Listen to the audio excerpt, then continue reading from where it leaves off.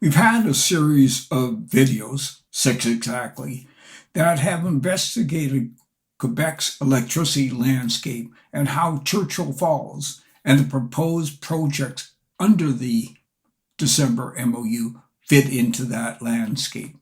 I'm Doug May, an economist from Memorial University. What did we find? Well, we found that hydroelectricity generation in Quebec is currently falling due to the drought in the northeastern part of Quebec around the James Bay Basin. In response to this fall, Hydro-Quebec, consistent with its green energy strategy, has turned to using wind turbines. This has helped out, but the domestic production of electricity is still falling. Now, traditionally, Quebec has had to rely heavily on imported power, and the primary source of this power has come from the Churchill Falls hydro generating station, and it was done so at very low long-term contractual prices. A rough calculation shows that the effective cost of this power to Hydro-Quebec is about 0.312 cents per kilowatt hour.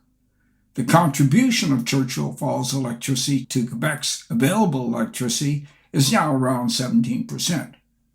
With growing domestic demand, Hydro-Quebec, even with its imports, has little surplus electricity for exports to its traditional markets. Surprisingly, because the situation described above, Hydro's export markets are increasingly becoming the source for its imported power, particularly from the New York grid.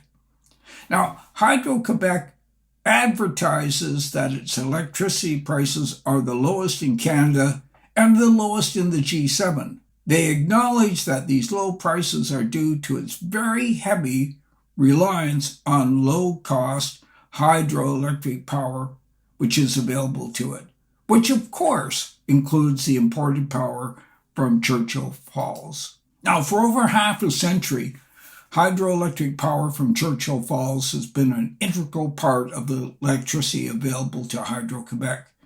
It is also very inexpensive as a result of the 1969 contract with CFLCO and the fact that Hydro-Quebec is a major, that is about 34.2% shareholder in CFLCO, and this lowers the effective cost of electricity from Churchill Falls to Quebec. Hydro-Quebec's increasing use of wind turbines and wind farms attests that cheap hydroelectricity sites capable of meeting Quebec's needs are no longer available, so they have to turn elsewhere. And that turning elsewhere is Churchill Falls. And what they propose is to replace the older turbines with newer, more modern, and efficient turbines.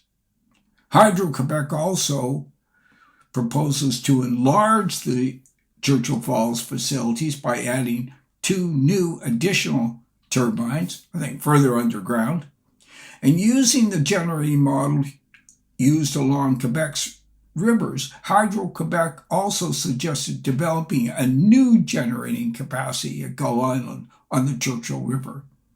Due to public grievances, however, related to the pricing of the 1969 contract, Quebec has agreed to slightly increase the output prices charged by CFLCO in a new contract which would end in 2075. This proposal is likely seen as being essential before Hydro-Quebec can begin any new discussion on the new infrastructure projects outlined in the December 2024 MOU. Hydro-Quebec is a very well-managed company whose strategies are consistent with its economic objectives. Overall, as a public utility, it is a cost minimizer. It passes these cost savings on to users in Quebec as part of its efforts to increase the economic well-being of household users. Quebec also uses this inexpensive power as part of an industrial strategy to foster competitive enterprises to locate in Quebec. With respect to exports, Hydro-Quebec is a profit maximizer. Consistent with this objective, It undertakes the advantage of price fluctuations in electricity demand on both a daily and a seasonal basis in the competitive markets. The Canada Energy Regulator, for example, reported that Hydro-Quebec received $193.43 Canadian per megawatt hour for its electricity in the New York market during July of this year. However, the price in April was only $38.14. So we note that it's important to, when you sell power, you'd like to sell the highest price. And if you had to buy power, you'd like to buy it at lower prices during the year, typically around, I'd say, April or May. But the implication here is that the water reservoirs associated with hydro generation can be thought of as large storage batteries in which water should be released to produce electricity for export markets when the prices are the highest. And typically, this will be in the winter months, but we find July and August, the prices also go up slightly, but not as high as they do in January and February. Now, climate change and advances in economic model have highlighted the importance of considering the potential negative environmental costs and propose the responsible, efficient use of natural resources. So perhaps if electricity is priced too low, people will use it as efficiently as they could. This involves social externalities.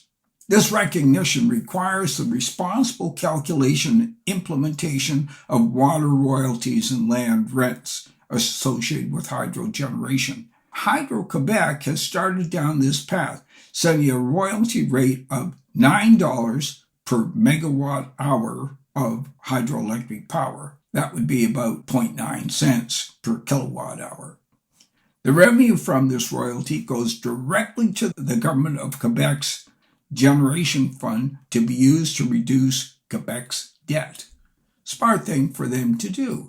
CF Alco does pay a royalty to the government of Newfoundland and Labrador of about 25 cents per megawatt hour, or 1/36 of the royalty rate paid by Hydro-Quebec to the Quebec government for hydroelectricity generated in Quebec.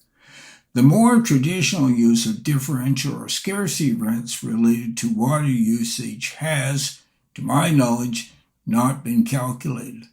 The government of Newfoundland and Labrador would directly set such rents, hopefully, and then which would be linked to Churchill River and the other projects, and would be an external input cost paid by CF Alco on its projects. The proposed infrastructure projects in the MOU have potential. While we know the total cost, the timing of those costs and others is unknown. Also unknown are the various scenarios related to output and pricing over time. Without much more information, independent professional analyses of these projects are not possible. The pricing of the existing electricity under the current long-term contract in 2441 has been and continues to be a contentious issue under the MOU. The 1969 contract was set in very unusual circumstances.